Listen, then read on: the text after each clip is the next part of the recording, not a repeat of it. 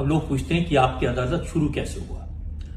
इन 1992 की बात है। सुभाष चंद्रा ने जी टीवी शुरू किया था और मेरी उनसे पहचान थी। मैं मुंबई में डेली अखबार का एडिटर था। तो दिल्ली से मुंबई फ्लाइट जा रही थी। उसमें मेरे साथ गुलशन ग्रोवर बैठे थे, एक्टर हैं, मेरे साथ कॉलेज में पढ़ते थे। उन्होंने मुझे पूछा कि तुम इनको जानते हो? सुभाष जी की तरफ इशारा करके कहा। मैंने कहा मैं जानता हूं, ये एसएल वर्ड चलाते हैं, इन्होंने भी एक चैनल शुरू किया है। तो गुलशन ने कहा कि अगर इनके चैनल में मेरा इंटरव्यू आ जाए तो मेरा बड़ा फायदा होगा। तो मैंने कहा मैं भी कह देता हूं। तो मैं अपनी सीट से उठा। सुभाष जी, मैं और उस समय जो पार्ले के ओनर है रमेश चौहान, हम तीनों लोग आइल में खड़े थे। और मैंने सुभाष चंद्रा से कहा कि ये हमारा दोस्त है गुलशन ग्रोवर, इसका इंटरव्यू आप चैनल में कराओ। तो उन्होंने कहा देखिए मैं तो बिजनेसमैन आदमी हूं, मैं कोई इंटरव्यू करने वाला आदमी तो नहीं हूं, तो आप क्यों नहीं इसका इंटरव्यू कर देते? तो पता नहीं अचानक मुझे क्या हुआ कि मैंने कहा जी मैं इनका इंटरव्यू क्यों करूंगा?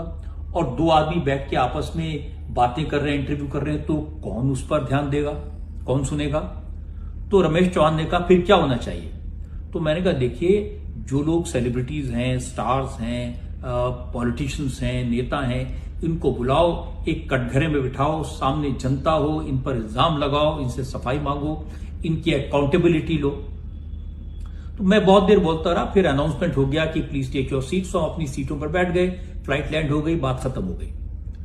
कुछ दिन बाद में सुभाष जी ने मुझे फोन किया, कहा कि मैं आपसे मिलने आना चाहता हूं। तो मैंने कहा बताइए, मैं आ जाता हूं। उन्होंने कहा नहीं मुझे काम है, मैं आता हूं। वो मेरे ऑफिस आए, डेली न्यूज़पेपर अखबार में, और वहां उन्होंने कहा कि वो जो आपने प्रोग्राम सजेस्ट किया था।